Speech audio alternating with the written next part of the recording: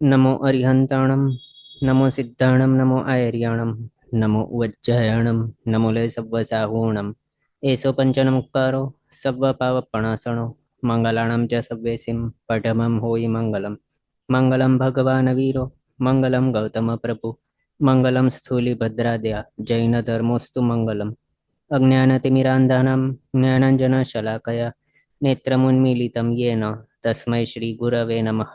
તો આપણો વિષય છે શ્રી ષડશીતિ એટલે કે ચોથો કર્મગ્રંથ. પરમ પૂજ્ય આચાર્ય ભગવાન શ્રી દેવેન્દ્ર સુરી સ્વાજી મહારાજા સાહેબ દ્વારા વિરચિત આ ચોથા કર્મગ્રંથની અંદર આપણે અલગ અલગ વિષયો ઉપર વિચારણા કરી રહ્યા છીએ. અલગ અલગ દ્વારોની અંદર ટોટલ 26 દ્વાર છે. એનામાંથી આપણે સેકન્ડ ચેપ્ટરને વિશે માર્ગણા સ્થાનક વિશે ગુણસ્થાનક એની વિચારણા કરી રહ્યા હતા. એમાં આપણે આગળ વધીએ તો લાસ્ટ ક્લાસમાં આપણે પરિયાર વિશુદ્ધિ ચારિત્ર માર્ગણાને વિશે 2 ગુણસ્થાનક આવે એ જોયું. હવે આગળ અહીંયાથી કન્ટિન્યુ કરીએ. કેવલ જ્ઞાન કેવલ દર્શન માર્ગણા એને વિશે 2 ગુણસ્થાનક 13th અને 14th એ 2 હોય છે. કેવલ દુગી દો ચરીમાં એ રીતે બતાવ્યું છે ગાથાની અંદર, એના ઉપરથી એ થાય છે. અને કોઈ પણ જીવ જ્યારે 13મા ગુણસ્થાનકે પહોંચે અથવા તો 12મા ગુણસ્થાનકનો અંત કરે ત્યારે તેઓના ઘાતી કર્મ બાકી બચેલા 3 એનું ક્ષય થઈ જાય છે અને તેઓ કેવલ જ્ઞાની કેવલ દર્શી બની જાય છે. એટલે કેવલ જ્ઞાન ત્યારે પ્રગટેલું કહેવાય છે જ્યારે તેઓ 13મા ગુણસ્થાનકે આવી જાય ત્યારે, અથવા તો 12માને છોડી દે ત્યારે, અથવા તો ઘાતી કર્મ બધા જ એમના ક્ષય થઈ જાય આત્મા પરથી ત્યારે 13મા ગુણસ્થાનકે પામેલા કહેવાય છે. અને હજી તેઓને વિશે યોગ રહેલા હોય, મન વચન કાયના યોગ, એના હિસાબે સહયોગી કેવલી ભગવંત 13મા ગુણસ્થાનકે તેઓ કહેવાતા હોય. અને એના બાદ 13મા ગુણસ્થાનકનો કાળ તેઓ પસાર કરીને 14મા ગુણસ્થાનકે તેમના આયુષ્યના છેલ્લા અંતર્મુહૂર્તની અંદર જ્યારે આવી જતા હોય ત્યારે પછી માત્ર અયુરુ જેટલું કહી શકાય એટલા માત્ર નાના અંતર્મુહૂર્તને માટે 14મો ગુણસ્થાનક એમને હોય છે. અને ત્યારે પણ તેઓ કેવલ જ્ઞાન કેવલ દર્શન વાળા હોય છે, ક્ષાયિક ભાવ વાળા હોય છે તેમને જ્ઞાન ને દર્શન ત્યારે. એના હિસાબે આ કેવલ જ્ઞાન કેવલ દર્શન આ બંને માર્ગણાની અંદર 13મો અને 14મો ગુણસ્થાનક ટોટલ 2 ગુણસ્થાનક જોયા. પછી મતિ જ્ઞાન માર્ગણા, શુદ્ધ જ્ઞાન માર્ગણા, અવધિ જ્ઞાન માર્ગણા, અવધિ દર્શન માર્ગણા. આપણે ગાથાની અંદર એ જોયું હતું. 21st ગાથા છે, એની સેકન્ડ લાઈનમાં આ આવે છે કેવલ દુગી દો ચરીમાં. પછી અજયાયી એટલે કે 4th આદિ ગુણસ્થાનકો કેટલા? તો 9. 4th આદિ 9 ગુણસ્થાનકો. અજયાયી નવ મય સુ ઓહી દુગે.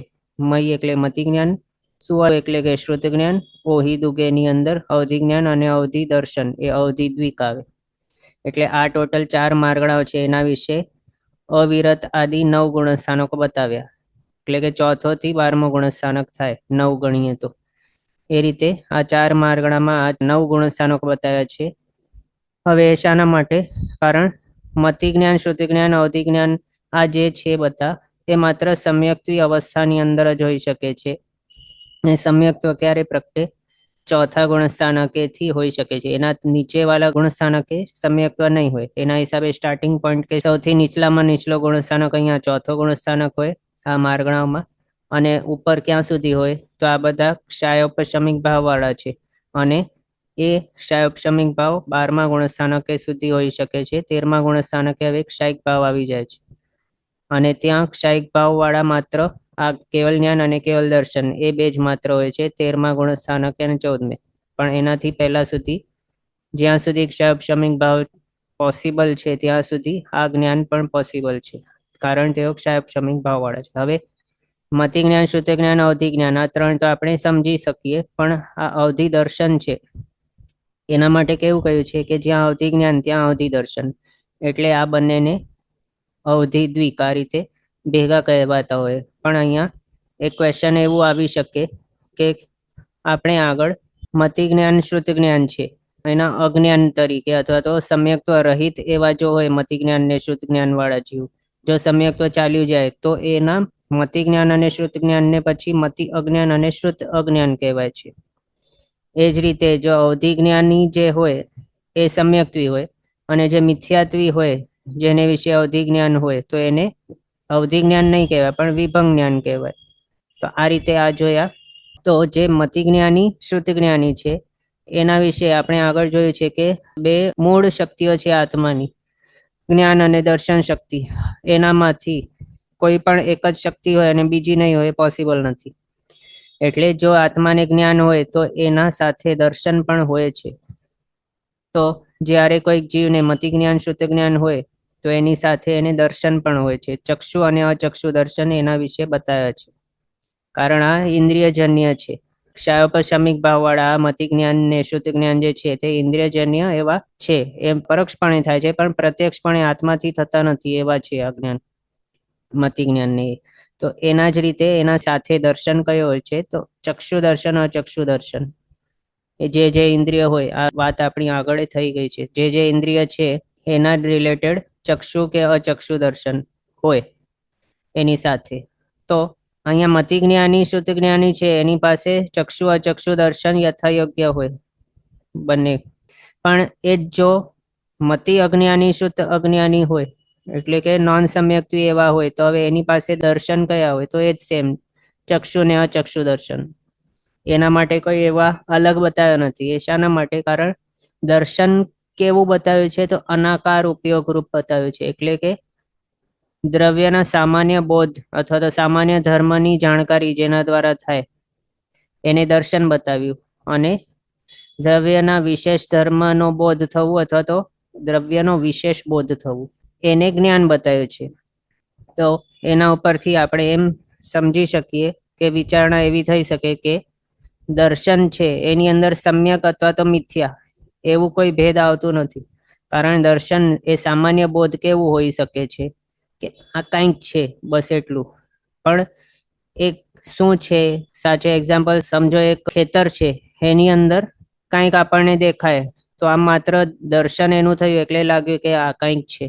પણ જ્યારે એના વિશે વિશેષ એવી જાણકારી મળે કે તે શું છે, કોઈક માણસ ઊભો છે કે વૃક્ષનો માત્ર ઠૂંઠું છે, લીવ્સ પાંદડા વગરનું એમ જ ઝાડ છે, ત્યાં એનો માત્ર જે થડ કહેવાય એ જ રહેલું છે, અથવા તો ચામાચડીઓ વગેરે એવું જે છે સ્કેરક્રો કે શું છે, એ પછી એને વિશેષ બોધ કહેવાય.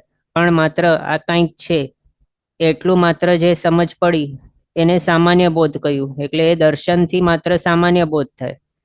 પણ જે જ્ઞાન છે એની અંદર વિશેષ બોધ થતું હોય, અને એ વિશેષ બોધ જે આપણને ખબર પડી કે સાચી કે ખોટી એની ડિફરન્શિએશન માત્ર જ્ઞાનની અંદર થઈ શકે. એટલે કે સાચું કે ખોટું એનો નિર્ણય જે કર્યું એ કંઈક છે, પહેલા તો દર્શનથી માત્ર કંઈક છે એટલું. પણ હવે એ જે ઝાડ છે કે પછી માણસ છે એના તરફ એવો ઇન્ક્લાઇન થતો એવો કોઈ બોધ ત્યાં હોતું નથી માત્ર દર્શનની અંદર. માત્ર કંઈક છે એટલું માત્ર ત્યાં બોધ થયેલું હોય છે, માત્ર જે અનાકાર ઉપયોગરૂપ દર્શન છે એની અંદર.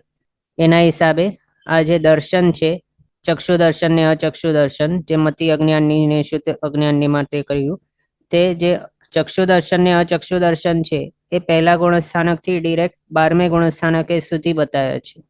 એટલે એની અંદર સમ્યક કે મિથ્યા એવું કઈ ભેદ હોતું નથી દર્શનમાં એના હિસાબે. પણ જ્ઞાનમાં એવું ભેદ હોય છે, સાકાર ઉપયોગ રૂપ એવા જ્ઞાનની અંદર. એટલે પહેલેથી ત્રીજે મતિ અજ્ઞાન શુદ્ધ અજ્ઞાન, અને પછી ચોથેથી કરીને 12મે સુધી મતિ જ્ઞાન શુદ્ધ જ્ઞાન. એ રીતે જ્ઞાનની અંદર ભેદ થાય છે. પણ ચક્ષુ દર્શન અચક્ષુ દર્શનની અંદર એવો કઈ ભેદ નથી. એ પહેલેથી 12મા ગુણસ્થાનક સુધી સેમ આખું એ જ હોય છે. તો હવે એ જ અહીંયા જો એપ્લાય કરીએ અવધિ દર્શનને માટે, તો વિભંગ જ્ઞાન ક્યાંથી ક્યાં છે? પહેલાથી ત્રીજે. પણ આ જે છે અવધિ જ્ઞાન એ ચોથેથી 12મે એટલું છે. તો હવે એ જ્ઞાન છે એની સાથે દર્શન પણ હોવું જોઈએ. અવધિ દર્શન છે ચોથેથી 12મે બતાવ્યું.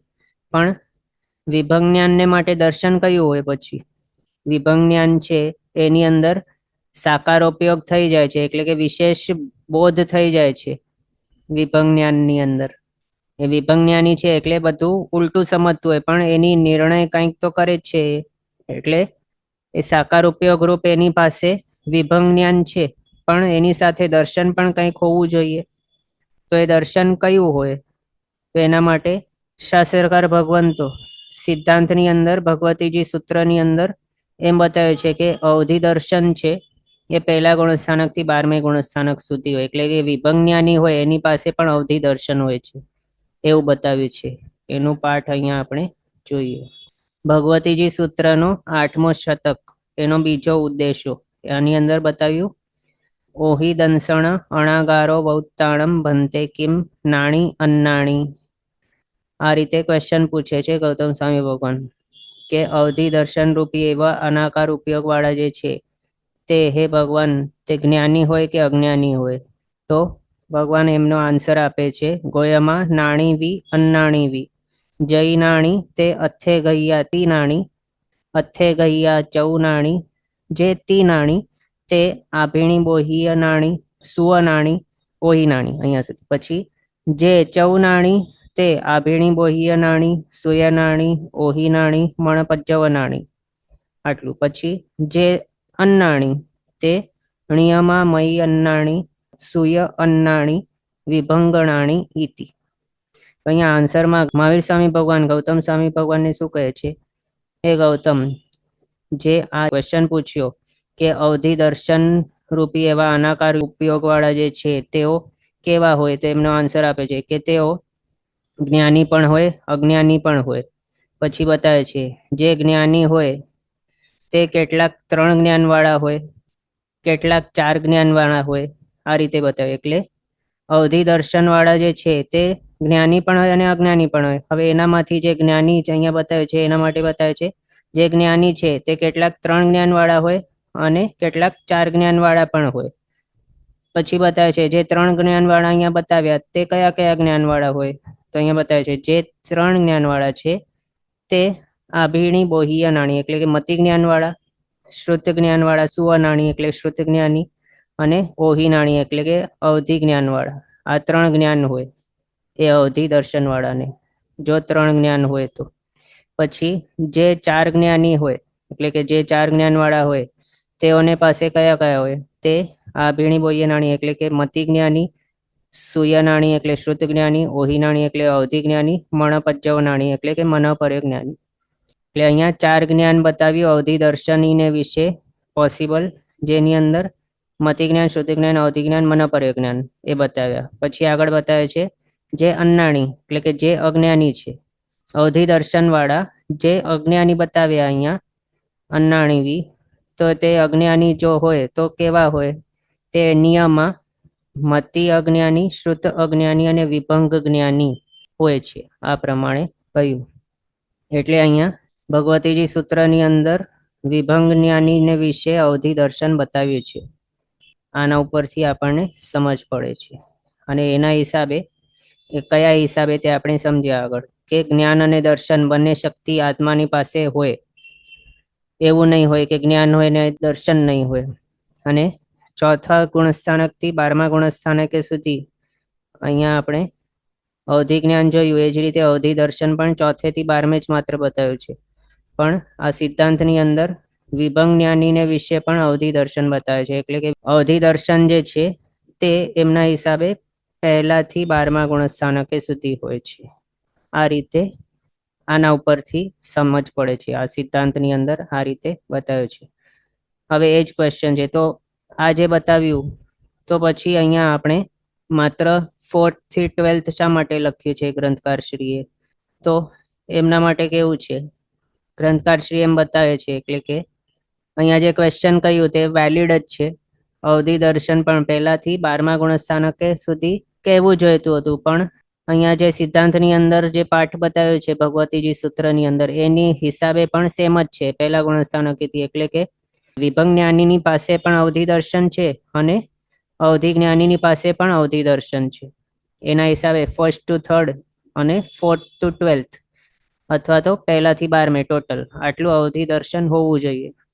તો પણ કર્મગ્રંથની સ્વપ્રજ્ઞ ટીકાની અંદર આ રીતે બતાવ્યું છે યત્તુ અવધિ દર્શનમ તત્ કુતશ્ચિત અભિપ્રાયાત વિશિષ્ટ શ્રુતવિદ મિથ્યા દૃષ્ટિ આદિનામ ન ઈચ્છન્તિ તત્ મતમ આશ્રિત્ય અસ્માભિ અપી તત્ તેષામ ન ભણિતમ.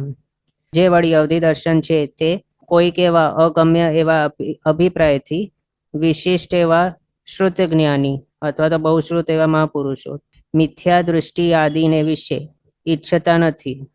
એટલે કે અવધિ દર્શન એ મિથ્યા દૃષ્ટિ આદિને વિશે એટલે કે મિથ્યાત્વ, પછી સાસદન અને ત્રીજો મિશ્ર દૃષ્ટિ, આ ત્રણેયને વિશે તેઓ ઈચ્છતા નથી.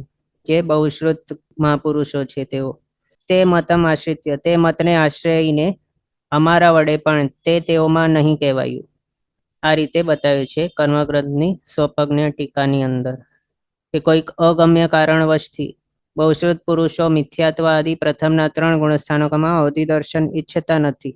એના હિસાબે અહીંયા કર્મગ્રંથકાર શ્રી ભગવંતે પણ મિથ્યાત્વાદી એવા 3 ગુણસ્થાનક વાળાને અવધિદર્શન કહ્યું નથી. આ રીતે બતાવ્યું છે.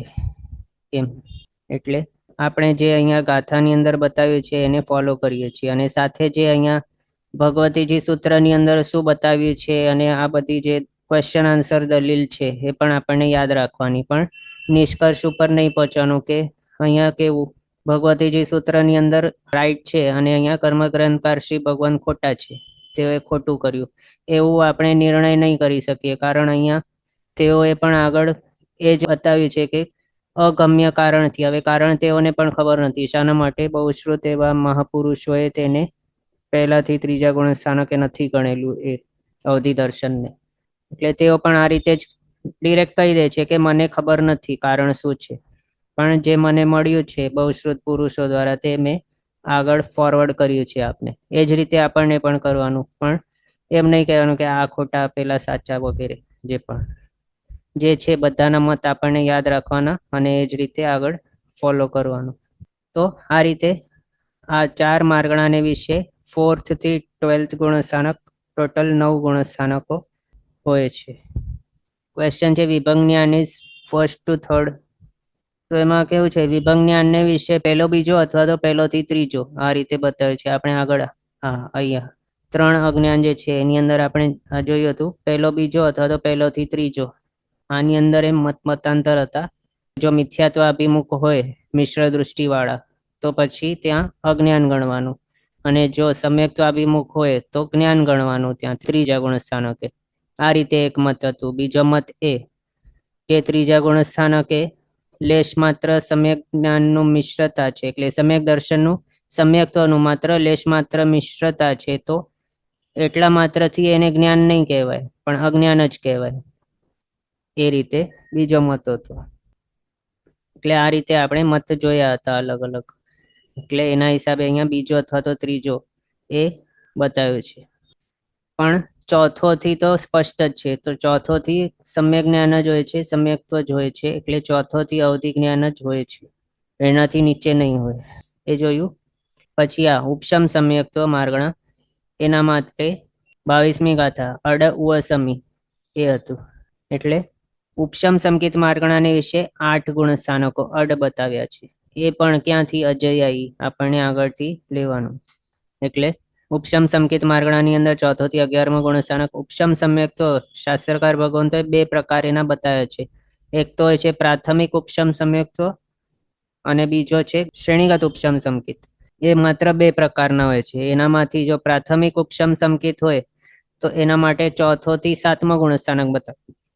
જે અનાદિ મિથ્યા દૃષ્ટિ હોય કે એ જેની પાસે 3 પુંજ નહીં હોય અને સમ્યક્ત્વ પામવું હોય, વિશુદ્ધ અધ્યવસાયો એના થતા જાય, તો એ ઉપશમ અધ્યા ક્રિએટ કરીને જે ઉપશમ સંકિત પામે છે, તો એ પામતા ટાઈમે તે પહેલા ગુણસ્થાનકેથી ચોથે આવી શકે. જો એની પાસે વીરતી કંઈ હોય નહીં તો પહેલેથી ડાયરેક્ટ ચોથે આવે. પણ જો દેશવીરતી સહિત એ ઉપશમ સંકિત પામે તો એ પહેલાથી ડાયરેક્ટ 5મા ગુણસ્થાનકે આવે. હવે જો એની પાસે આ ઉપશમ સંકિતની સાથે સરવીરતીપણું આવી જાય તો એ 6ઠ્ઠા અથવા તો 7મે ગુણસ્થાનક પણ ડિરેક્ટલી આવી જાય પહેલા ગુણસ્થાનકેથી. એટલે આ રીતે ઉપશમ સંકિત જે છે ગ્રંથિભેદજન્ય કે પ્રાથમિક ઉપશમ સંકિત જે બતાવ્યું એની અંદર 4થો થી 7મો ગુણસ્થાનક એ બધા પોસિબલ છે. એ થયું. અને બીજું શ્રેણીગત ઉપશમ સંકિત છે, એની અંદર શ્રેણી ક્યાંથી સ્ટાર્ટ થાય તો એની ભૂમિકા 6ઠ્ઠે 7મે ગુણસ્થાનકેથી સ્ટાર્ટ થાય છે. જીવ ત્યારે અક્ષયક્ષમ સંકિત વાળા હોય છે સરવીરતીધર એવા ભગવાન, ત્યારે તેઓ દર્શન મોહનીયને સંપૂર્ણપણે ઉપશમાવી દે છે આખું. એટલે કે સંકિત મોહનીય જે એમનું ઉદયમાં હતું, ક્ષક્ષમ સંકિત હતા, ત્યારે હવે સંકિત મૌન્યને સંપૂર્ણપણે ઉપશમાવી નાખે છે. દર્શન સપ્તકમાંથી અનંતાનુબંધી 4નું વિસંયોજના થયેલી હોય અથવા તો ઉપશમન પણ કરેલું હોય, એમાં બે મત છે. તો શોર્ટમાં એટલું જ છે કે દર્શન સપ્તક સંપૂર્ણપણે ઉદયમાં નહીં હોય, એની અંદર કોઈ મતાંતર નથી. તો એવું જે છે એના સ્ટાર્ટિંગ ફેઝ ક્યાંથી હોય? છઠ્ઠે ગુણસ્થાનકેથી હોય, અને ત્યાં એ છઠ્ઠા ગુણસ્થાનકે ઉપશમ સંકિત વાળા હતા, અને ત્યાં તેઓએ દર્શન મૌન્યને સંપૂર્ણ ઉપશમાવી નાખ્યું. અને દર્શન સપ્તક છે એ સંપૂર્ણપણે ઉદયમાં નથી હવે, એટલે ત્યારે છઠ્ઠા ગુણસ્થાનકે રહે છતે તેઓ ક્ષપશમ સંકિત વાળામાંથી ઉપશમ સંકિતી બન્યા. અને એ ઉપશમ સંકિત કયો ગણવાનો? તો શ્રેણીગત ઉપશમ સંકિત, એટલે ઉપશમ શ્રેણી સંબંધી એવો ઉપશમ સંકિત. હવે ત્યાંથી તેઓ આગળ આગળ વધશે, છઠ્ઠે થી 7મે, 8મે, 9મે, 10મે, પછી 11મે જઈને એનું જે પ્રક્રિયા છે એ રીતે જો ભવક્ષય કાળ પામે તો ડિરેક્ટલી 11મે થી પણ નીચે આવી જાય. દેવ પણ ઉત્પન્ન થાય ચોથા ગુણસ્થાનક સહિત ડિરેક્ટલી, એટલે કે અનુત્તર વિમાનવાસી દેવ તરીકે. જો કાળક્ષય 11મા ગુણસ્થાનકને છોડે તો પછી 11મે થી 10મે, પછી 9મે, 8મે, 7મે, છઠ્ઠે, આ રીતે છઠ્ઠા ગુણસ્થાનક સુધી કમ્પલસરી ક્રમસર આવે. અને પછી એના બાદ છઠ્ઠે થી ઓપ્શન્સ હોય છે અલગ અલગ, કાં તો એ છઠ્ઠે રહીને પછી છઠ્ઠે 7મે, છઠ્ઠે 7મે એ રીતે રહે, અથવા તો પછી કોઈક છઠ્ઠે થી 5મે પણ આવી જાય અને ત્યાં સ્થિર થઈ જાય, અથવા તો કોઈક છઠ્ઠે થી 5મે કરીને ચોથે પણ આવીને સ્થિર થઈ શકે, અથવા તો કોઈક એવા પણ હોય કે જે છઠ્ઠા, 5મો, ચોથો આટલા સુધી આવ્યા, ત્યાં હવે આવીને તેમને અનંતાનુબંધી કશાયનો ઉદય થઈ ગયો, તે ત્યાં ચોથેથી બીજે આવી ગયા અને બીજાથી કમ્પલસરી પહેલે ચાલ્યા જાય, એવું આ રીતે પણ પોસિબલ છે. બીજું એ પણ પોસિબલ છે કે છઠ્ઠાથી ડાયરેક્ટ અનંતાનુબંધી કશાયનો ઉદય થતા ત્યાં બીજે આવી ગયા, એટલે છઠ્ઠા ગુણસ્થાનક સુધી ક્રમસર ઉતર્યા, પછી છઠ્ઠેથી ડાયરેક્ટ બીજે આવી ગયા અને પછી ત્યાંથી પહેલે, એવું પણ પોસિબલ છે. અથવા તો ક્રમસર છઠ્ઠા સુધી આવીને પછી 5મે આવ્યા અને ત્યાં 5માંથી ડાયરેક્ટ અનંતાનુબંધી કશાયનો ઉદય થતા બીજા ગુણસ્થાનકે પહોંચી ગયા, ત્યાંથી પહેલે ચાલ્યા ગયા, એ પણ પોસિબલ છે. અથવા તો જો અનંતાનુબંધી કશાયનો ઉદય નહીં થાય અને વિશુદ્ધિની અંદર હીનતા પામતા જાય તો પછી છઠ્ઠે સુધી આવ્યા બાદ 5મે, ચોથે અને પછી પહેલે પહોંચી જાય, એ પણ પોસિબલ છે. આમ આ આપણે એ મતના હિસાબે જોયું કે અનંતાનુબંધી કશાય હજી સત્તાની અંદર પડેલા છે, એને માત્ર ઉપશમાવીને ઉપશમ શ્રેણી માંડી છે, તો આ રીતે બીજો ગુણસ્થાનક વચમાં આવી શકે. પણ જો અનંતાનુબંધી કશાયોની વિસંયોજના જ કરી લીધી હોય અને એ સત્તામાં હોય જ નહીં, તો પછી ઉદયમાં ક્યાંથી આવે? ઉદયમાં નહીં આવે તો બીજું ગુણસ્થાનક પણ નહીં આવે, એટલે એ રીતે બીજો ગુણસ્થાનક વગર ડાયરેક્ટ પહેલા ગુણસ્થાનક પણ જઈ શકે છે.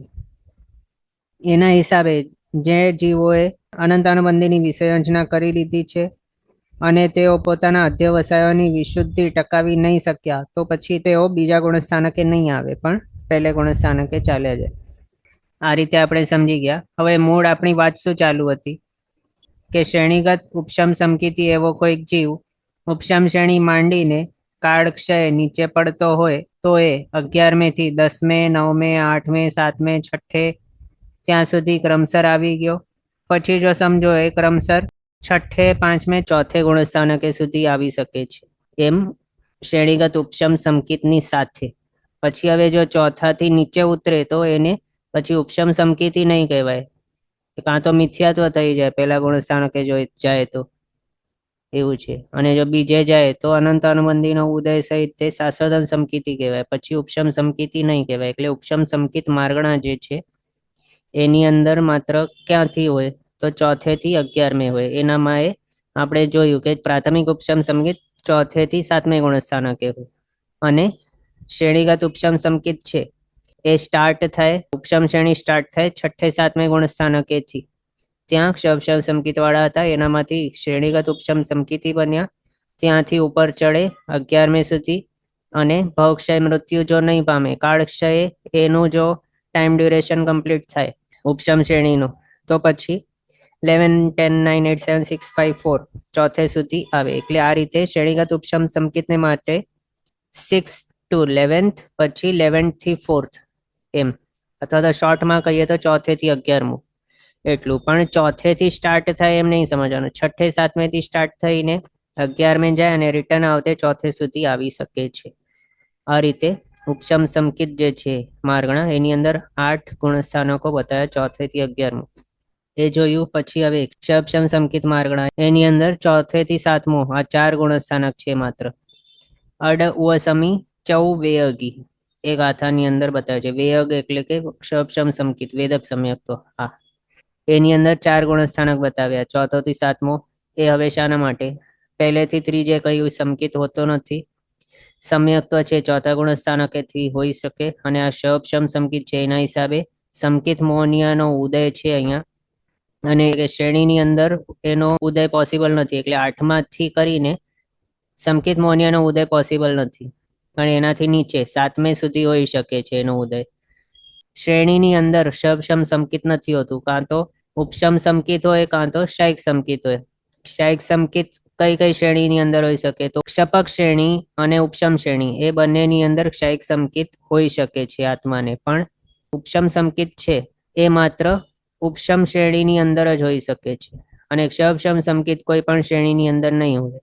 અને એના હિસાબે ચોથા ગુણસ્થાનકથી માત્ર 7મે સુધી ક્ષપશમ સંકેત હોઈ શકે છે.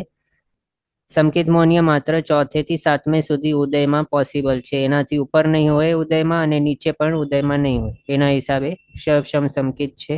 એના માટે 4 ગુણસ્થાનક બતાવ્યા, તો ચોથે થી 7મો. પછી શાયિક સંકેત માર્ગણા, એની અંદર ખૈયે ઇક્કાર આ રીતે ગાથાની અંદર બતાવ્યું. તો ખૈયે એટલે કે શાયિક સંકેત માર્ગણા, એના માટે 11 ઇક્કાર એટલા ગુણસ્થાનક છે. ચોથો થી 11 ગુણસ્થાનક ગણીએ તો 14મા સુધી આવે. શાયિક સંકેત એક વખત પ્રગટી જાય તો પછી એ આખા ભવ પર્યંત હોય, અને જ્યાં સુધી મુક્તિ નહીં પામે ત્યાર સુધી હોય. પછી સિદ્ધ અવસ્થાની અંદર પણ હોય ભેગું. કર્મોના ક્ષય થવાના કારણે જે ગુણ પ્રગટ્યું છે આત્મામાં એ છે આ શાયિક ભાવનું શાયિક સંકેત. હવે એ જે છે ચોથા ગુણસ્થાનકેથી હોઈ શકે છે, એટલે અવિરત અવસ્થાની અંદર પણ શાયિક સંકેત હોઈ શકે છે. એક્ઝામ્પલ માટે શ્રેણિક મહારાજાનો આત્મા શ્રેણિક મહારાજ તરીકે હતા ત્યારે, પછી કૃષ્ણ મહારાજા એ પણ શાયિક સંકેત ચોથા ગુણસ્થાનક વર્તી હતા. અને એ હવે સમ્યક્ત્વ જે હોય એના માટે લગભગ આપણે પહેલા જોઈ લીધું છે, શાયિક સંકેતની પ્રાપ્તિની શરૂઆત માત્ર મનુષ્ય ભાવની અંદર થઈ શકે, અને ત્યાંથી એ પછી એક વખત શાયિક સંકેત પ્રાપ્ત કરી લે પછી એ નેક્સ્ટ ભાવની અંદર જ્યાં જ્યાં જાય ત્યાં ભેગો લઈ જાય છે. એટલે જો સમજો મનુષ્ય છે એણે પ્રિવિયસલી 4માંથી કોઈ પણ ગતિનું આયુષ્ય જો બાંધી લીધું હોય, અને એના બાદ શાયિક સંકેત પ્રાપ્ત કર્યું જો એણે, તો પછી નેક્સ્ટ ભાવની અંદર એને જવું પડે, અને એના નેક્સ્ટ ભાવના આયુષ્ય એને કેવા કેવા બાંધ્યા હોવા પોસિબલ છે? તો દેવ કે નારકી એનું આયુષ્ય, અથવા તો યુગલિક એવા તિર્યંચ, અથવા યુગલિક એવા મનુષ્ય. આ માત્ર 4 પોસિબિલિટી છે, એના સિવાય બીજો કોઈ આયુષ્ય એને બાંધ્યું નહીં હોય. એટલે કે એકેન્દ્રિયથી અસંગની પંચેન્દ્રિય વાળા એવા ભાવની અંદર નહીં જાય, માત્ર સંઘની પંચેન્દ્રિય પર્યાપ્ત એવા ભાવની અંદર જ જાય. અને એ પણ અસંખ્યાતા વર્ષવાળા એવા, એટલે કે યુગલિક મનુષ્ય અથવા તો યુગલિક તિર્યંચ એની અંદર જ જાય, અથવા તો જો દેવ નારકની અંદર જાય તો ત્યાં જઈ શકે. જેવું એને પહેલા આયુષ્ય બાંધ્યું હોય ત્યાં એ જાય. અને બાય ચાન્સ જો એણે નેક્સ્ટ ભાવને માટે નોન યુગલિક એવા તિર્યંચ કે મનુષ્યનું એવું આયુષ્ય બાંધી દીધું હોય, તો પછી એ ભાવની અંદર શાયિક સંકેત નહીં પામે એ મનુષ્ય ભાવની અંદર. પછી ફ્યુચરમાં હોઈ શકે છે કે પામી શકે નેક્સ્ટ ભાવની અંદર, પણ અહીંયા નહીં પામે. અને ચોથે થી 14મે એની અંદર ચોથે ગુણસ્થાનકે 4 ગતિવાળા જીવો સમજવાના, નારકી, દેવ, તિર્યંચ અને મનુષ્ય. તિર્યંચ જો હોય ચોથા ગુણસ્થાનક વર્તી, તો એની અંદર કયા સમજવાના? યુગલિકો સમજવાના શાયિક સંકેતી. પણ કોઈ નોન યુગલિક એવો તિર્યંચ હોય તેને શાયિક સંકેત હોઈ જ નહીં શકે. એટલે અહીંયા આપણે એ સમજ્યા. અને મનુષ્ય જો વિચારીએ તો મનુષ્ય બંને હોઈ શકે, યુગલિક કે નોન યુગલિક. કારણ જે ભાવની અંદર એને આ પ્રાપ્ત કર્યું છે શાયિક સંકેત, એ તો નોન યુગલિક જ હતો. યુગલિક ભાવની અંદર જીવતે છતે કોઈ મનુષ્ય ક્ષયિક સંકેત પ્રાપ્ત નહીં કરી શકે નવો, અથવા તો એની પ્રાપ્તિની શરૂઆત, એ જો સ્પેસિફિક કહીએ તો ક્ષયિક સંકેતની પ્રાપ્તિની શરૂઆત યુગલિક ભાવની અંદર મનુષ્ય પણ નહીં કરી શકે, પણ એનો જે ક્ષયિક સંકેતની પ્રાપ્તિની શરૂઆત પણ કરે છે તો એ કમ્પલસરી નોન યુગલિક એવા મનુષ્ય ભાવની અંદર જ કરે છે. એટલે આ ચોથો ગુણસ્થાનક એની અંદર દેવ મનુષ્ય એ સમજ્યા, તિર્યંશ હોય તો યુગલિક અને મનુષ્ય હોય તો યુગલિક પ્લસ નોન યુગલિક બંને, એ થઈ ગયું. પાંચમો ગુણસ્થાનક વિચારીએ તો એની અંદર દેવ નારકી નહીં હોય, તિર્યંશ પણ નહીં હોય. આમ આપણને લાગે કે તિર્યંશ ને પાંચમો ગુણસ્થાનક પોસિબલ છે, તો હા પોસિબલ છે, પણ ક્ષયિક સંકેતી એવા તિર્યંશ કમ્પલસરી યુગલિક જ હોય અને યુગલિક ને પાંચમો ગુણસ્થાનક પોસિબલ જ નથી. એટલે અહીંયા પાંચમા ગુણસ્થાનક જે બતાવ્યું ક્ષયિક સંકેત માર્ગળાની અંદર, એની અંદર માત્ર મનુષ્ય જ સમજવાના. હવે એ પાંચમે અને ત્યાંથી કરીને આખો 14મે સુધી બધા મનુષ્ય ગતિવાળા જ હોય. એટલું આપણે સમજ્યા. 11 ગુણસ્થાનક થઈ ગયા. ચોથો થી 14મો ગુણસ્થાનક છે. ચોથે થી 7મે એને પ્રાપ્ત થઈ શકે છે ક્ષયિક સમ્યક્ત્વ, અને પછી એક શપક શ્રેણી કે ઉપશમ શ્રેણી માંડે 8મે થી 11મે ગુણસ્થાનકે સુધી ઉપશમ શ્રેણીની અંદર હોય, અને 8મે થી 14મા ગુણસ્થાનકે સુધી એને શપક શ્રેણીની અંદર, અને 13મા 14મા ગુણસ્થાનકે પણ જ્યારે કેવલી બની જાય છે ત્યારે પણ એમને 13મા 14મા ગુણસ્થાનકે એમને હોય છે ક્ષયિક સમ્યક્ત્વ, અને પછી સિદ્ધ અવસ્થાની અંદર પણ ભેગો હોય છે.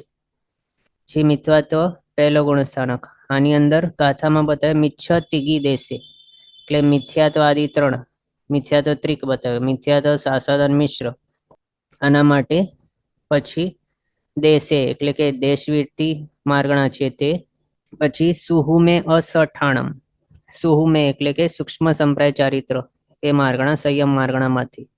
એના માટે ટોટલ મિચ્છતિગી દેશે સુહુમે, આટલા જે 5 બતાવ્યા માર્ગણાઓ, એના માટે સઠાણમ એટલે પોતપોતાના ગુણસ્થાનકો એક એક બતાવ્યા.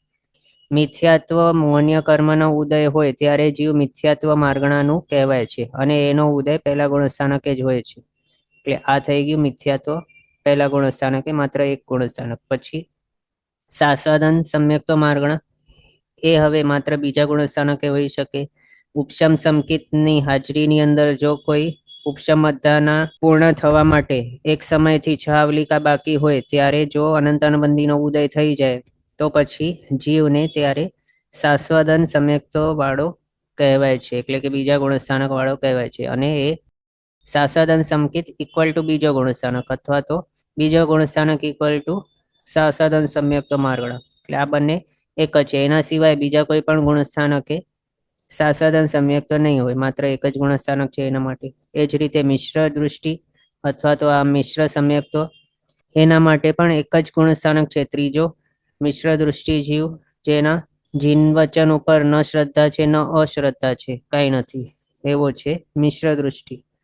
એવો મિશ્ર દૃષ્ટિ જે છે એના માટે એક જ ગુણસ્થાનક ત્રીજો, અને આ ત્રીજા ગુણસ્થાનક પરથી જીવ નેક્સ્ટ ભાવનું આયુષ્ય બાંધતા નથી, મૃત્યુ પામતા નથી, અને કોઈ લબ્ધિ ફોરવતા નથી, એવા હોય છે.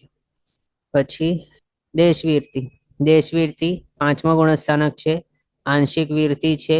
આની અંદર માત્ર તિર્યંશ અથવા તો મનુષ્ય, પણ તિર્યંશ કહેવાતો પર્યાપ્તા સંઘની પંચેન્દ્રિય તિર્યંશો એવા હોઈ શકે છે, અથવા તો મનુષ્ય પણ એવા જ પર્યાપ્તા સંઘની પંચેન્દ્રિય મનુષ્ય. એ બે માત્ર અહીંયા પાંચમા ગુણસ્થાનક વર્તી હોઈ શકે છે, અને આ પાંચમા ગુણસ્થાનક એ જ માત્ર હોય છે દેશવીરતી માર્ગણાની અંદર. પછી સૂક્ષ્મ સંપ્રાય ચારિત્ર, 10મા ગુણસ્થાનકે એકમાત્ર ચારિત્ર છે, એટલે કે આ સૂક્ષ્મ સંપ્રાય ચારિત્ર માર્ગણાને માટે માત્ર એક જ ગુણસ્થાનક છે 10મું, બસ. એનાથી નીચે બાદર સંપ્રાય હોય છે. સંપ્રાય એટલે કે કશાય.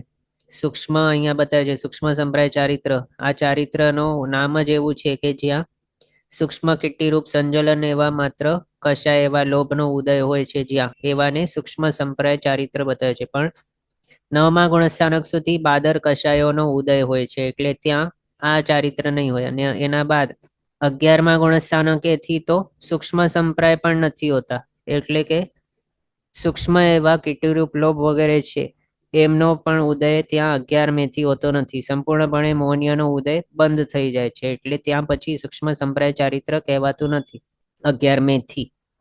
એટલે અહીંયા આ જે છે આવા ટાઈપનું ચારિત્ર માત્ર 10મા ગુણસ્થાનકે એક જ ગુણસ્થાનકે પોસિબલ છે, એટલું આપણે સમજ્યા.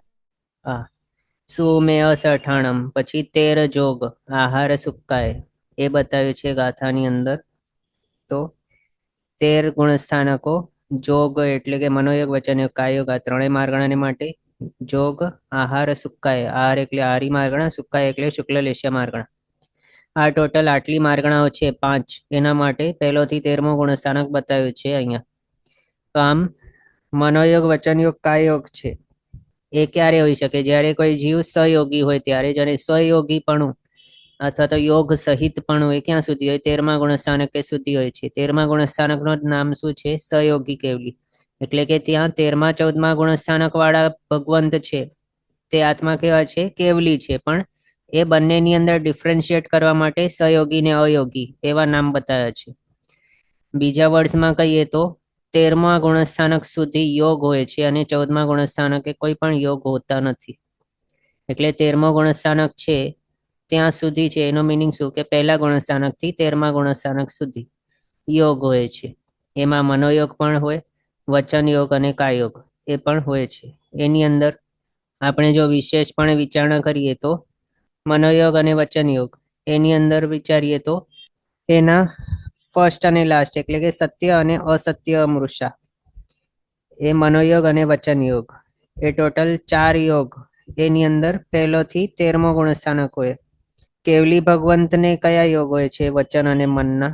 તો સત્ય અને અસત્ય અમૃષા, એટલે કે જ્યાં અસત્યનું લેશ માત્ર પણ નથી, મિશ્રતા નથી અસત્યની, એવા માત્ર યોગ હોય છે મન અને વચનના કેવલી ભગવંતને. કારણ હવે તેઓને અસત્ય બોલવાની કઈ જરૂર નથી, તેઓ કેવલ જ્ઞાની થઈ ગયા છે. સંપૂર્ણપણે જેટલું અનંત જ્ઞાન પોસિબલ છે એ બધું જ એમની પાસે છે. એટલે હવે અસત્ય ન તો વચન ન તો મનોયોગ એમને હશે. મિશ્રપણે પણ નહીં અને કમ્પ્લીટ અસત્યપણે પણ નહીં. એવા એમને હવે રાગ દ્વેષ કઈ છે જ નહીં, વિતરાગી છે. એટલે પણ અસત્ય બોલવાની કે વિચારવાની કોઈ રીઝન નથી, કારણ નથી અને એમની અવસ્થા નથી. એટલે 13મા ગુણસ્થાનકે જે છે તેઓ તેમને હવે માત્ર સત્ય અને અસત્ય અમૃષા એવા મનોયોગ અને વચન યોગ એવા 4 યોગ માત્ર હોય. એટલે કે સત્ય મનોયોગ, સત્ય વચન યોગ, અસત્ય અમૃષા વચન યોગ, અસત્ય અમૃષા મનોયોગ, એ જે છે 4 માર્ગણાઓ, એમના વિશે આપણે ગુણસ્થાનક વિચારીએ તો પહેલોથી 13મો આવશે બધા. પછી હવે જે બીજો ને ત્રીજો એવા જે છે મનોયોગ વચન યોગ એટલે કે અસત્ય વાળા, એક તો અસત્ય અને બીજો સત્યાસત્ય, સત્ય અસત્ય મિશ્ર જે છે તે. આ બંને જે છે એ માત્ર પહેલાથી 12મા ગુણસ્થાનક સુધી પોસિબલ છે. એનું રીઝન આપણે આપણા સમજી લીધું. કેવલી હોય તો એમને અસત્યનું પોસિબિલિટી છે જ નહીં, ન તો સંપૂર્ણ ન તો મિશ્રિત, એવો અસત્ય નહીં હોય તેમને. એના હિસાબે 4 માર્ગણા થઈ, અસત્ય મનોયોગ વચન યોગ અને સત્યાસત્ય મનોયોગ વચન યોગ. એ એમને એક મિનિટ આપણે આગળ જોયું છે. આની અંદરથી આ બે જે છે અને આ બે, આ 4 માર્ગણાને માટે પહેલોથી 12મો ગુણસ્થાનક હોય. પછી નેક્સ્ટ ઔદારિક કાયોગ વિચારીએ. અહીંયા સુધી મનના 4 અને વચનના 4 યોગ આપણે જોઈ લીધા. આ સત્ય, અસત્ય અમૃષા મનોયોગ, પછી સત્ય વચન યોગ, અસત્ય અમૃષા વચન યોગ. આ 4 માર્ગણાની અંદર પહેલોથી 13મો ગુણસ્થાનક સમજી લીધું. બાકીના જે 4 બચેલા છે વચલા, એના વિશે પહેલોથી 12મો કેવલી ભગવંત એ નહીં હોય એના હિસાબે. પછી કાયોગની અંદર વિચારીએ તો પહેલો ઔદારિક કાયોગ, એના માટે પહેલોથી 13મો ગુણસ્થાનક હોય. પહેલા ગુણસ્થાનકથી કરીને 14મા ગુણસ્થાનક સુધી ઔદારિક શરીર હોઈ શકે છે, પણ 14મા ગુણસ્થાનક વર્તી જે મહાત્મા છે તેઓને યોગ હોતા જ નથી. એટલે ત્યાં કોઈ પણ મન વચન કે કાયના કોઈ પણ યોગ હોતા જ નથી, સહયોગીપણું હોતો જ નથી, અયોગીપણું છે. એટલે યોગ ક્યાં સુધી હોય ઔદારિક કાયોગ? તો પહેલાથી 13મા ગુણસ્થાનક સુધી. 13મા ગુણસ્થાનક કે કોણ પહોંચી શકે? તો જે ઔદારિક શરીરધારી એવા મનુષ્ય છે તે જ પહોંચી શકે એવા. અને એના હિસાબે આ ઔદારિક કાયોગ પહેલાથી 13મા ગુણસ્થાનકે, એ માર્ગણાની અંદર આ 13 ગુણસ્થાનક આવે. પછી ઔદારિક મિશ્ર કાયોગ, એ માર્ગણા સેકન્ડ. એની અંદર વિગ્રહ ગતિની અંદર કાર્મણ કાયોગ હોય. પ્લસ ઉત્પત્તિના પહેલા સમય કાર્મણ કાયોગ, પછી ઉત્પત્તિના બીજા સમયથી તિર્યંચ અને મનુષ્ય જે છે એ બંનેને ઔદારિક મિશ્ર કાયોગ હોય, પોતાનો શરીર પર્યાપ્તિ પૂરી નહીં થાય ત્યાં સુધી, અથવા તો કે બધી પર્યાપ્તિ પૂરી નહીં થાય ત્યાં સુધી. આની અંદર મતાંતર છે, પણ ઔદારિક મિશ્ર કાયક ક્યાંથી કોને બતાવ્યું? તો તિર્યંચ અને મનુષ્યોને. એ હોય ઉત્પત્તિના બીજા સમયથી કરીને હોય છે, એનું શરીર ફોર્મ નહીં થાય ત્યાં સુધી, અથવા તો કે બધી પર્યાપ્તિ પૂરી નહીં થાય ત્યાં સુધી. હવે એ ત્યારનો ટાઈમ જે છે, અહીંયા હમણાં આપણે જે વાત કરી એ ટાઈમની અંદર ગુણસ્થાનક કયો હોઈ શકે? તો એ ગુણસ્થાનક જે એ પ્રીવિયસ ભાવમાંથી લઈને આવ્યો હોય તે હોઈ શકે. અને પ્રીવિયસ ભાવમાંથી કયા ગુણસ્થાનક લઈ આવી શકાય છે? તો પહેલો, બીજો, ચોથો, આ 3 ગુણસ્થાનક લઈ આવી શકાય છે પ્રીવિયસ ભાવમાંથી. એના હિસાબે ઔદારિક મિશ્ર કાયોગની અંદર પહેલો, બીજો કે ચોથો ગુણસ્થાનક આ 3 હોઈ શકે. અને હજી 13મો ગુણસ્થાનક પણ પોસિબલ છે. જ્યારે સહયોગી કેવલી ભગવાન કેવલી સમુદ્ઘાત કરતા હોય ત્યારે વચમાં બીજા, છઠ્ઠા અને 7મા સમયે કેવલી સમુદ્ઘાતની અંદર ઔદારિક મિશ્ર કાયોગ હોય છે એમને, સહયોગી કેવલી ભગવાનને 13મા ગુણસ્થાનકે. એના હિસાબે ઔદારિક મિશ્ર કાયોગની અંદર 13મું ગુણસ્થાનક પણ આવે આ માર્ગણાની અંદર. પછી હવે વૈક્રિય કાયોગ માર્ગણા. આની અંદર જે વૈક્રિય શરીર ધારણ કરી શકે છે એ બધાને કયા કયા ગુણસ્થાનક હોઈ શકે એના ઉપરથી અહીંયા આ માર્ગણાની અંદર વિચારણા આવશે કે આ માર્ગણાની અંદર કેટલા ગુણસ્થાનક હોઈ શકે. તો વૈક્રિય શરીર ભવ પ્રત્યયિક હોઈ શકે છે કોને? તો દેવ અને નારકીઓને. અને લબ્ધિ પ્રત્યયિક લબ્ધિધારી એવા તિર્યંચ, પંચેન્દ્રિય અને મનુષ્ય એમને હોઈ શકે છે. એનામાંથી પહેલોથી ચોથો ગુણસ્થાનક દેવોને હોય અને નારકીઓને હોઈ શકે. એના હિસાબે દેવ નારકીને આશ્રયને પહેલોથી ચોથો ગુણસ્થાનક વૈક્રિય કાયોગ માર્ગણાની અંદર. પછી લબ્ધિધારી એવા તિર્યંચ કે મનુષ્યો એમની આશ્રયને પહેલોથી 7મો ગુણસ્થાનક. એમાં એટલું સમજવાનું કે ત્રીજો ગુણસ્થાનક જે છે એ માત્ર દેવ નારકીઓની આશ્રયને જ હોય છે એમ. એટલે કે લબ્ધિધારી જે તિર્યંચ ને મનુષ્ય છે એમને ત્રીજો ગુણસ્થાનક વૈક્રિય કાયોગમાં નહીં હોય એમ બતાવ્યું છે. એ વચમાં નહીં આવે, વૈક્રિય કાયોગ ચાલુ હોય તો ત્યારે એમ. અને એના હિસાબે વૈક્રિય કાયોગ માર્ગણાની અંદર પહેલાથી ચોથા ગુણસ્થાનકે દેવ કે નારકીને આશ્રયને, પછી જો મનુષ્ય અને તિર્યંચને આશ્રયને કહેતા હોઈએ તો પહેલો, બીજો અને ચોથો ગુણસ્થાનક પ્લસ 5મો ગુણસ્થાનક એ તિર્યંચની અપેક્ષાએ અને મનુષ્યની અપેક્ષાએ પહેલો, બીજો, ચોથો, 5મો, 6ઠ્ઠો, 7મો આટલા ગુણસ્થાનક સમજવાના. આ રીતે આપણે જોયું આ જે છે વૈક્રિય કાયોગ માર્ગણા એની અંદર. પછી નેક્સ્ટ વૈક્રિય મિશ્ર કાયોગ માર્ગણા છે એની અંદર આપણે વિચારીએ તો દેવ અને નારકીને આશ્રયને પહેલો, બીજો, ચોથો ગુણસ્થાનક. લબ્ધિધારી તિર્યંચ એમની અપેક્ષાએ વિચારીએ તો પહેલો, બીજો, ચોથો, 5મો એ ગુણસ્થાનક આવે.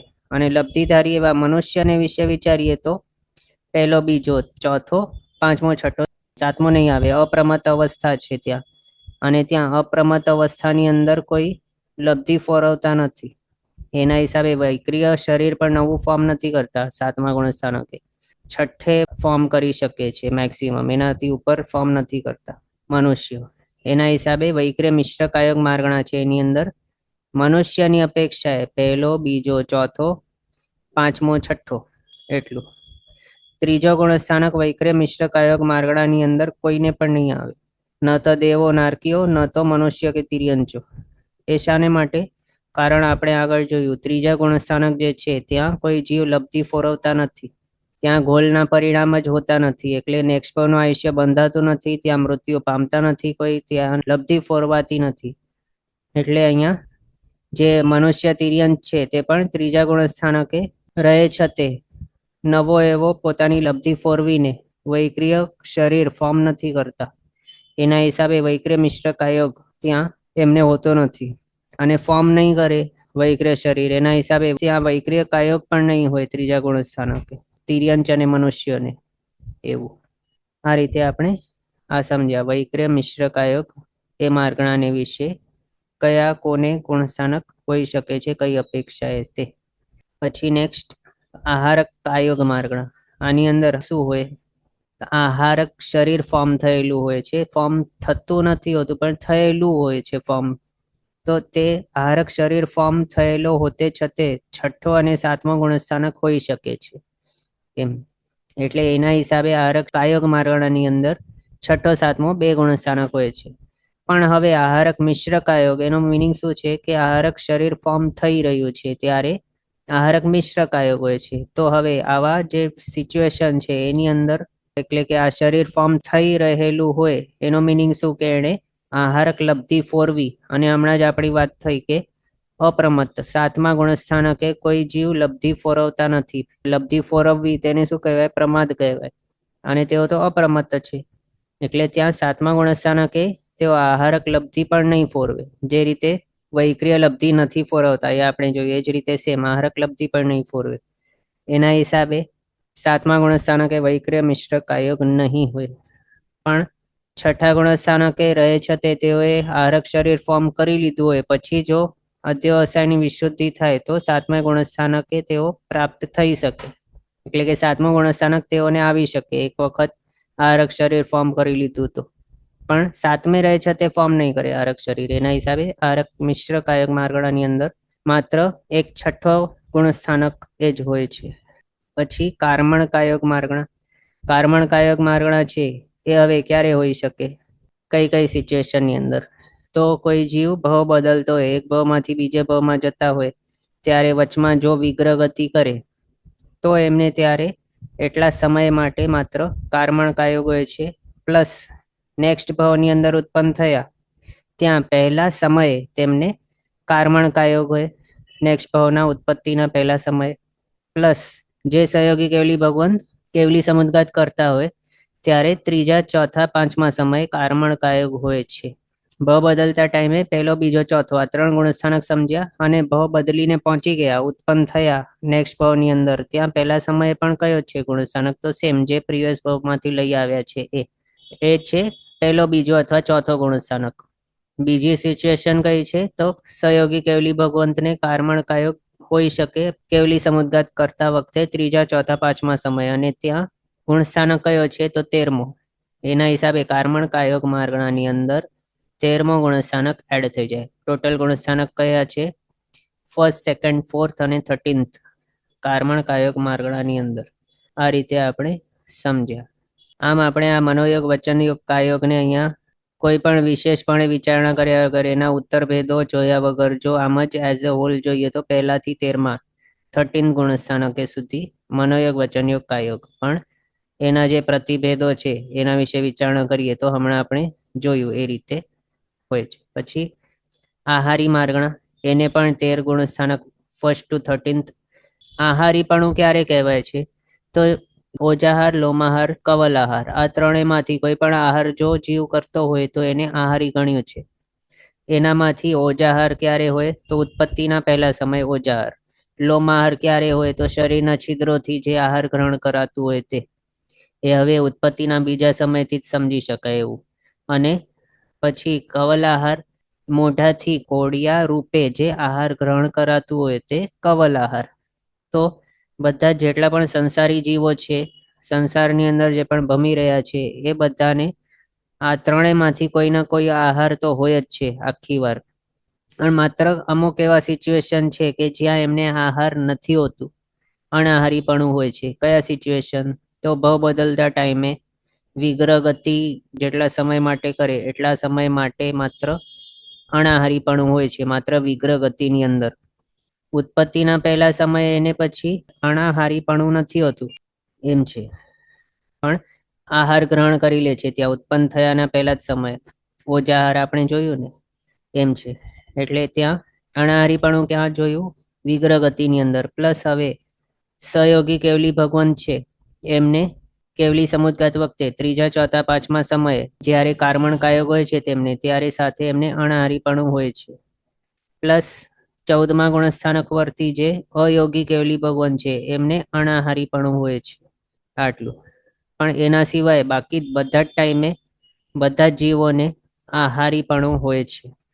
અને એના જ હિસાબે પહેલા ગુણસ્થાનક વિચારીએ કે બીજો, ત્રીજો, ચોથો, પાંચમો વગેરે બધા 13 સુધી બધા ગુણસ્થાનકે આહારીપણું હોય છે જીવને. 13મા ગુણસ્થાનક સુધી એવું કોઈ ગુણસ્થાનક નથી કે જ્યાં રહેલા બધા જ જીવો અનાહારી જ હોય, પણ એકમાત્ર એવું ગુણસ્થાનક છે 14મું, જ્યાં રહેલા બધા જ જીવો કમ્પલસરી અનાહારી જ હોય. અયોગી કેવલી ભગવંતની જે છે 14મા ગુણસ્થાનક એ એવું છે. એના સિવાય બધા જે છે ત્યાં આહારીપણું હોય છે. આ રીતે સમજ્યા. પછી શુક્લલેશ્યા માર્ગણા. શુક્લલેશ્યા માર્ગણા છે એની અંદર પણ 13 ગુણસ્થાનક હોય છે, 1st to 13th. આમાં 13મા ગુણસ્થાનક વર્તી જે છે જીવ, આમ તો 14મો ગુણસ્થાનક છે ત્યાં અલેશીપણું, અબંધક અવસ્થા, અયોગી અવસ્થા એવી હોય છે, પણ 13મા ગુણસ્થાનક સુધી લેશ્યા હોય છે, એ પણ શુક્લલેશ્યા.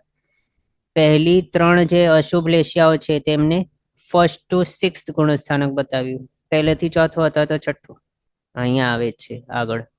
પછી તેજો પદ્મલેશ્યા એને 7 ગુણસ્થાનક બતાવ્યા, પણ એક શુક્લલેશ્યા છે એ 8મે થી 13મા ગુણસ્થાનકે પણ એ એક જ માત્ર લેશ્યા હોય છે 8મે થી કરીને. એ શેને માટે? કારણ હવે ત્યાં 8મા ગુણસ્થાનકેથી જે પણ જીવો છે એમને વિશુદ્ધિ એવા સ્તરની પહોંચી ગઈ છે કે હવે એમને આર્ત, રૌદ્ર, ધ્યાન વગેરે એવા ક્લિષ્ટ ભાવો નહીં હોય, એટલે લેશ્યા એમની શુદ્ધતમ હોય છે. સૌથી બેસ્ટ પોસિબલ એ છે શુક્લલેશ્યા. એના હિસાબે એ પણ આપણને એમ થઈ શકે કે તે કશાય તો 10મા ગુણસ્થાનકે સુધી જ છે, તો 11મે થી 13મા ગુણસ્થાનકે લેશ્યા કઈ? તો એના માટે કહ્યું છે કે યોગાંતર્ગત એવા પૂદગલો છે કે જેને માટે અહીંયા 13મા ગુણસ્થાનક સુધી બતાવ્યું છે લેશિયાપણું.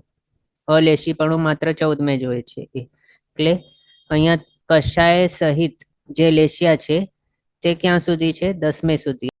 11મે થી 13મે યોગાંતર્ગત એવા માત્ર પૂદગલો લેશ્યા હોય છે, યોગની હાજરી છે એના હિસાબે, અને ત્યાં માત્ર શુભ યોગ જ હોય છે એના હિસાબે શુક્લલેશ્યા અહીંયા ત્યાં સુધી બતાવી છે. બસ એટલું. અને એનાથી પહેલા આપણને એમ ક્વેશ્ચન આવી શકે તો પહેલા ગુણસ્થાનક વર્તી જે છે તે તો મિથ્યાત્વી છે, તો એમને શુક્લલેશ્યા કઈ રીતે હોઈ શકે? બીજા વગેરે છે એ એટલા શુભતર એવા સારા અધ્યવસાય એમના તો હોતા નથી, તો ત્યાં શુક્લલેશ્યા કઈ રીતે પહેલા ગુણસ્થાનકે? તો એમ કેવું છે, બધી જે લેશ્યાઓ છે એની તરતમતા અલગ અલગ પ્રમાણની હોઈ શકે છે. એક્ઝામ્પલ માટે એક બિલ્ડિંગના જો 100 માળા હોય એનામાંથી કોઈ પણ માળે જો કોઈ રહેતા હોય તો એ શું કહે?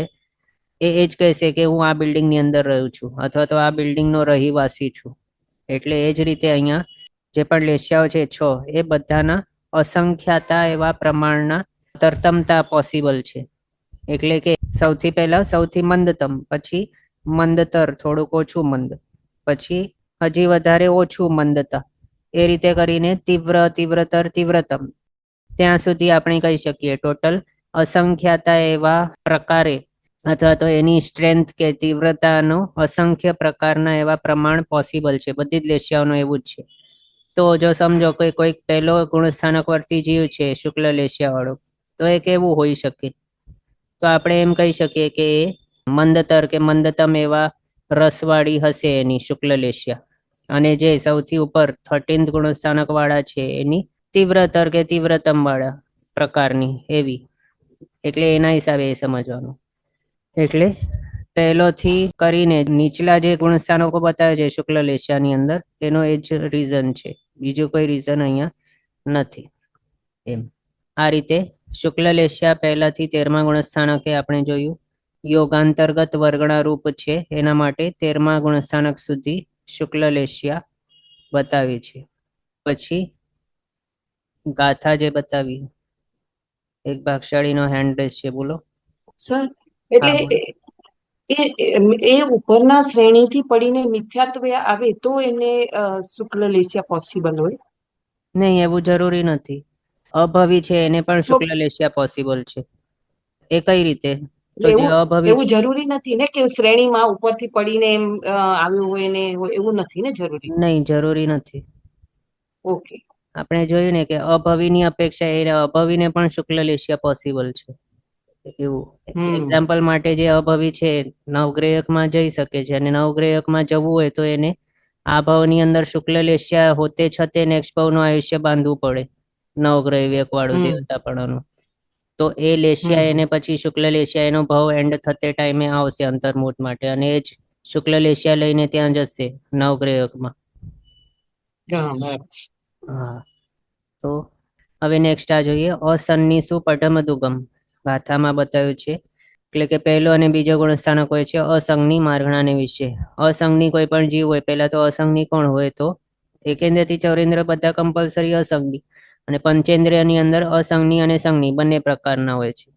એનામાંથી અસંગનીપણા જે આપણે આગળ જીવ સ્થાનક જોયા એની અંદર ગુણ સ્થાનક કેટલા હતા અસંગનીઓના, તો પહેલો બીજો જ બે જ મેક્સિમમ પોસિબલ હતા. આમ અસંગનીપણે જીવતે છતે એટલે પર્યાપ્ત અવસ્થાની અંદર માત્ર પહેલો જ ગુણસ્થાનક હોય, પણ પ્રીવિયસ ભાવમાંથી શાશ્વત બીજો ગુણસ્થાનક લઈને અહીંયા અસંગનીપણે ઉત્પન્ન થઈ શકે છે. પ્રાથમિક ઉપશમ સમકીતિ એવા કેટલાક જીવો ઉપશમ સંકેત થી બીજો ગુણસ્થાનકે પડીને તે બીજો ગુણસ્થાનક લઈને એવા અસંગનીપણાના ભાવની અંદર ઉત્પન્ન થઈ શકે છે. એના હિસાબે એ બીજો ગુણસ્થાનક અસંગનીપણાના ભાવની અંદર અસંગની માર્ગણામાં ઉત્પત્તિના પહેલા સમયથી કરીને કંઈક ન્યૂન એવા 6 આવલિકા સુધી બીજો ગુણસ્થાનક એમને પોસિબલ હોઈ શકે છે. પણ હવે એ જ્યારે પર્યાપ્ત થઈ જશે અથવા તો એ દેશોન છાવલિકા પાસન થઈ જશે પછી તો કમ્પલસરી એમને પહેલો ગુણસ્થાનક જ હશે આખા ભાવ માટે ત્યારથી કરીને. આ રીતે આપણે સમજ્યા અસંગની માર્ગણાની અંદર પહેલો બીજો માત્ર બે ગુણસ્થાનક પોસિબલ છે. પછી નેક્સ્ટ છે આ પઢમતી લેસાસુ છચ્ચ ગાથામાં હતું, તો પહેલી 3 લેશિયા છે એના માટે 6 ગુણસ્થાનક બતાવે છે પહેલોથી છઠ્ઠો. આ હવે ત્રીજા કર્મગ્રંથની અંદર આપણે જોયું હતું પહેલીથી ચોથો અથવા તો પહેલોથી છઠ્ઠો એ ગુણસ્થાનક આ 3 અશુભ લેશિયાને વિશે એ માર્ગણાની અંદર હોઈ શકે છે. હવે અહીંયા પહેલોથી છઠ્ઠો શા માટે બતાવ્યો છે, તો પ્રતિપદ્યમાન અને પ્રતિપન્ન એ આપણે 2 વર્ડ્સ જોયા હતા લાસ્ટ ત્રીજા કર્મગ્રંથની અંદર. કઈ રીતે પ્રતિપદ્યમાન એટલે શું કે પ્રાપ્ત કરતા હોય, એટલે કે ફલાણી ફલાણી લેશિયા હોતે છતે કયા કયા ગુણ સ્થાનકે પ્રાપ્ત થઈ શકે અથવા તો કયા ગુણ સ્થાનકે ચડી શકે એ લેશિયા હોતે છતે તેને કહેવાય પ્રતિપદ્યમાન એમ.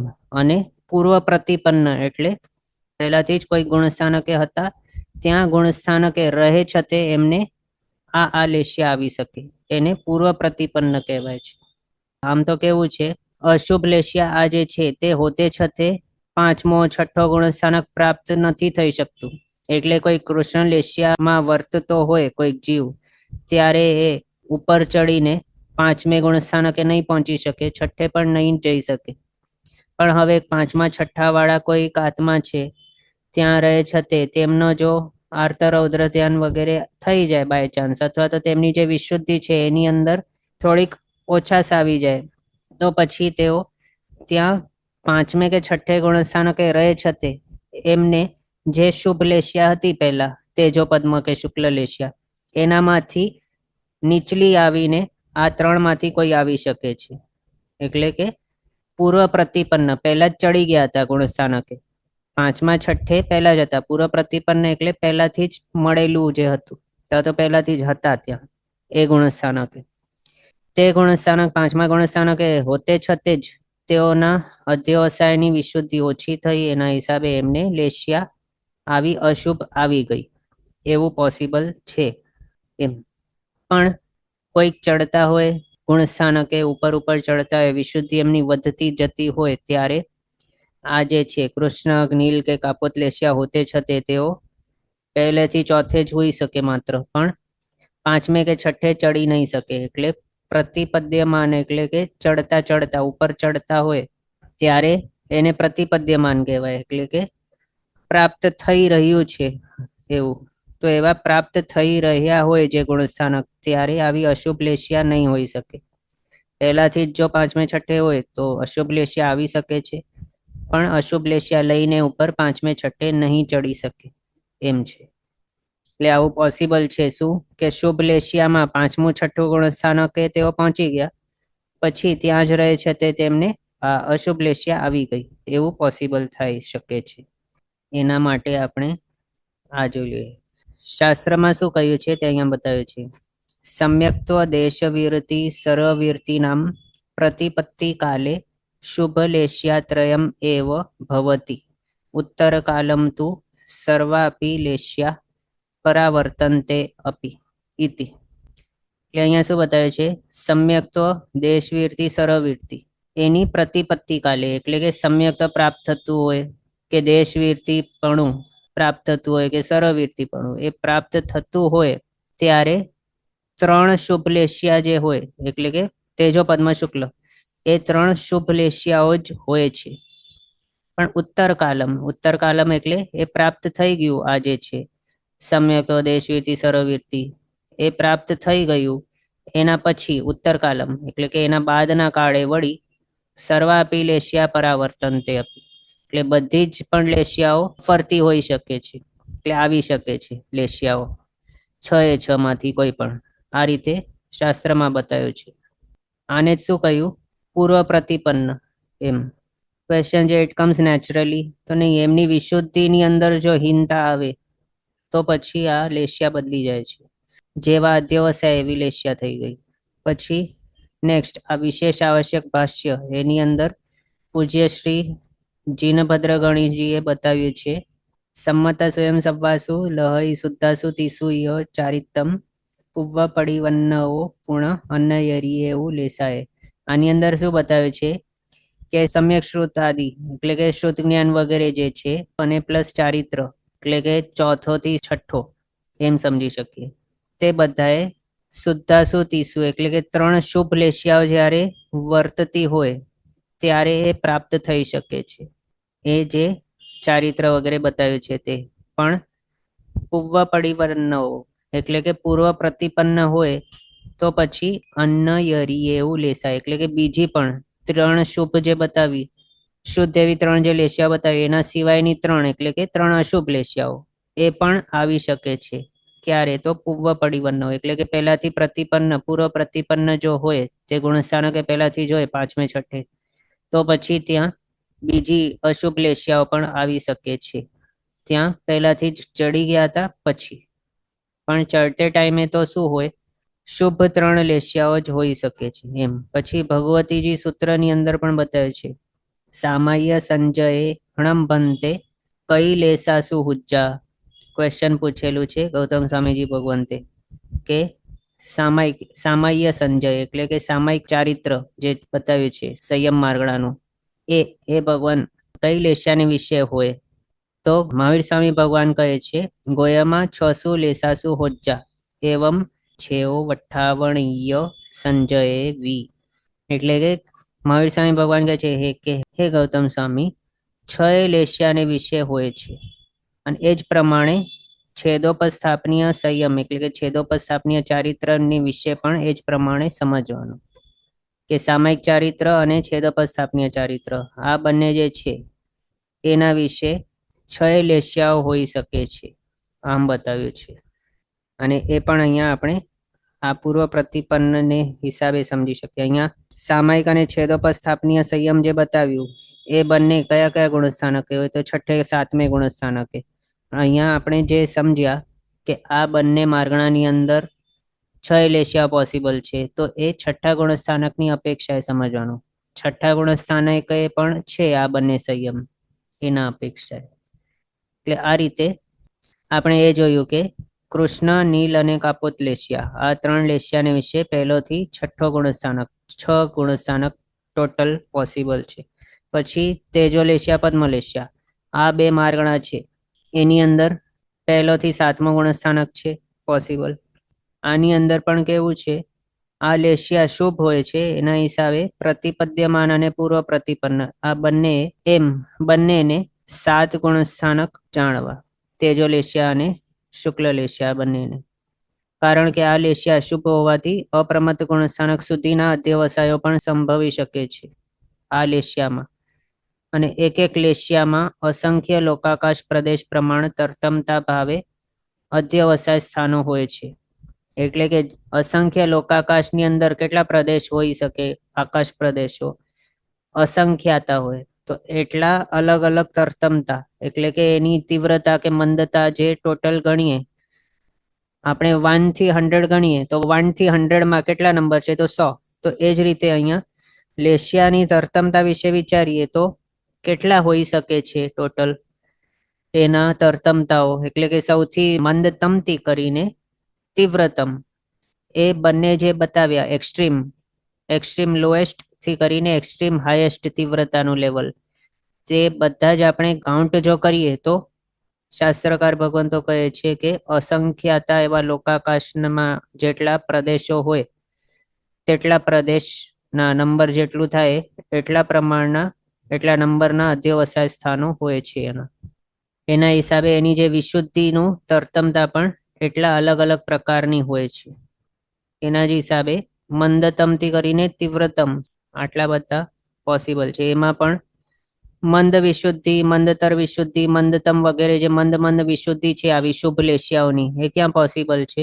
મિથ્યાત્વાદી એવા પ્રારંભિક જે નીચલા ગુણસ્થાનકો છે ત્યાં. અને તીવ્ર વિશુદ્ધિ, તીવ્રતર, તીવ્રતમ વિશુદ્ધિ વગેરે એ ક્યાં છે? તીવ્ર વાળા શુભ લેશિયાઓની તીવ્રતા ક્યાં સમજવાની એવા અધ્યવસાયો.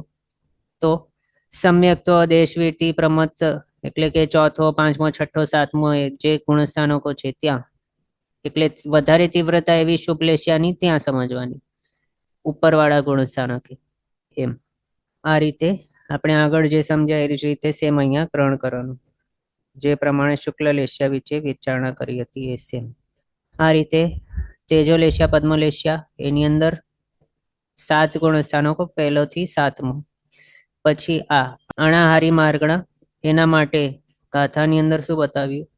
પઢમ અંતિમ દુગ અજયા અણાહારે, પહેલા 2 અને છેલ્લા 2 એવા ગુણસ્થાનકો લેવાના, અને અજયા એટલે કે ચોથો ગુણસ્થાનક અવિરતિ. તો પહેલા 2 ગુણસ્થાનક, પહેલો બીજો, છેલ્લા 2 એટલે 13મો 14મો, અને ચોથો અવિરત સમ્યક દૃષ્ટિ ગુણસ્થાનક, એ ટોટલ 5 ગુણસ્થાનકો હોય છે અણાહારી માર્ગણાની અંદર. અણાહારી પણ આપણે આગળ જોયું ક્યારે હોય તો ભાવ બદલતા ટાઈમે વિગ્રહ ગતિ જો કરે તો વિગ્રહ ગતિમાં હોય અણાહારીપણું. પછી જ્યારે જીવ સહયોગી કેવલી ભગવંત જ્યારે કેવલી સમુદ્ગાત કરતા હોય ત્યારે એની અંદર 3જા, 4થા, 5મા સમયે હોય અણાહારીપણું. અને 14મા ગુણસ્થાનકે અયોગી કેવલી ભગવંત હોય છે ત્યાં પણ હોય છે અણાહારીપણું. એના સિવાય અણાહારીપણું સંસારી જીવોને નહીં હોય. એના હિસાબે 5 ગુણસ્થાનક માત્ર પોસિબલ છે અણાહારી માર્ગણાની અંદર. આ રીતે આપણે જોયું. અને હવે અહીંયા સુધી કોઈને કાંઈ ડાઉટ છે માર્ગણા સ્થાનક વિશે, ગુણસ્થાનક આ ટોપિકની અંદર? હા સર, બોલો. આપણે જ્યારે આ વચનયોગ, મનયોગ ને કાયોગમાં આપણે કાયોગમાં વૈક્રિય જોયું, તો જો લબ્ધિધારી મનુષ્ય કે જેને વૈક્રિય લબ્ધિ યુઝ કરીને શરીર બનાવે, તો એમાં એ વૈક્રિય શરીરને તો ગુણસ્થાનક ના લાગે ને, એ તો જે મેઇન શરીર હોય એને લાગે. કેવું છે, ભવધારણીય શરીર છે, એના ઉપર જે એને જે નેક્સ્ટ શરીર ફોર્મ કર્યું છે લબ્ધિનો ઉપયોગ કરીને, લબ્ધિ ફોરવીને, હવે એ શરીરની અંદર એનો ઉપયોગ હશે પાછું કમ્પ્લીટ. એટલે એ શરીર હવે એ ક્યાં છે, શું છે, એની અંદર એનો ઉપયોગ હશે. અને એના શરીર જે છે એની અંદર એ માત્ર શરીર નથી, એના આત્મા પ્રદેશો પણ છે ત્યાં. એટલે એનું મન વગેરે જે છે અધ્યવસાય બધું, એના આત્માની જે અધ્યવસાય છે એ સેમ ત્યાં આત્મા પણ છે જ ને એની અંદર વૈક્રિય શરીરમાં. એટલે એના અધ્યવસાય ત્યાં હશે. હા, અને મેન પ્રાયોરિટી ત્યાં જે એને શરીર ફોર્મ કર્યું છે ઉત્તર શરીર, એટલે આરક હોય કે પછી આ વૈક્રિય હોય, તો એના અપેક્ષા એ ગણાશે પછી ગુણસ્થાનક ને બધું, યોગ પણ. એટલે પછી એ અપ્રમત થી પ્રમત અવસ્થાથી અપ્રમતમાં બી એ વૈક્રિય શરીર લઈને જઈ શકે છે, એવું ને? હા, એક વખત વૈક્રિય શરીર ફોર્મ કરી લીધું પ્રમત દશામાં, પછી એ આત્મા તો છે જ ને એ શરીરમાં, એનું શરીરનું આખો જે ટાઈમ ડ્યુરેશન છે એને કમ્પ્લીટ નથી કર્યું, અથવા તો એને સંહરણ નથી કર્યું. એટલે તે વૈક્રિય શરીર જ્યાં સુધી હશે આખું ફોર્મ કરી લીધું, અંતર્મુહૂર્તમાં ફોર્મ થઈ જાય, તો એ ફોર્મ કરી લીધું. એના બાદ હવે જો એના અધ્યવસાય વિશુદ્ધિને પામે તો પછી ત્યાં છઠ્ઠે બનાવ્યું, 7મે પહોંચી શકે. એટલે એ શરીર હોતે છતે 7મું આવી શકે એને. અને પાછા અધ્યવસાયોની વિશુદ્ધિ ઓછી થાય જો તો પાછો છઠ્ઠે આવી શકે. એમ છે. જી, હવે આજનો સમય અહીંયા આપણો થયો છે. આગળના પદાર્થ આપણે નેક્સ્ટ ક્લાસમાં કન્ટિન્યુ કરશું અવસરે. જીનાજ્ઞા વિરુદ્ધ કંઈ પણ બોલાય તો મિચ્છામિ દુક્કડમ. સર્વમંગલ માંગલ્યમ સર્વકલ્યાણકારણમ પ્રધાનમ સર્વધર્માણમ જૈનમ જયતિ શાસનમ. પ્રણામ. બધા શાતામાં રહેજો, જીનાજ્ઞાપૂર્વકનું જીવન જીવજો, સર્વવીરતી તરફ આગળ વધજો અને મનુષ્ય ભાવ સફળ કરજો.